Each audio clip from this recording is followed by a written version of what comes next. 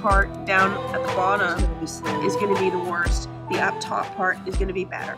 My job is to coordinate the volunteers and to get them out into the city to help maintain and start up new food and water stations around Orleans and St. Bernard's parishes to keep a constant and predictable source of food and water for the animals who are still on the street even 4.5 months after the hurricane.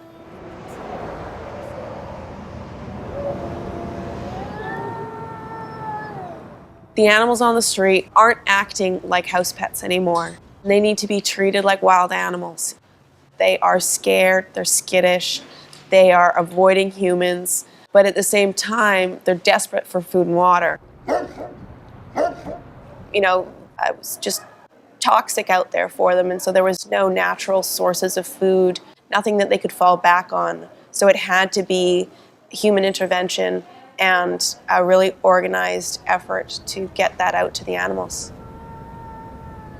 The food and water is the first step to keeping those animals healthy enough to be moving around. They have a source of food.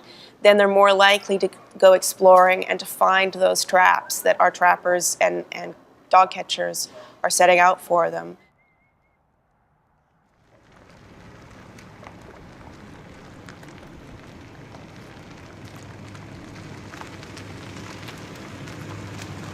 Each pair of volunteers gets assigned a section of town, basically a neighborhood, and we have 50 sections across the 2 parishes that we're covering. Yeah, because it's marked on the map, and we're going to go these side streets, and then... So we have a visual map, we have directions for feeders, and those are always places where we know that there's active feeding, animals in the area. We've been told or we've seen those animals. Such a pretty kitty. The more times a feeder group sees a particular animal, the more information we can collect about the animal. And so that also means that they're a lot easier to pick up by those trapping teams. It's okay, good girl. But a lot of the animals, given a little bit of care and consistent interaction, recognize and remember what it was like to be an owned animal. Sometimes all it takes is a walk around the lake to ease your mind.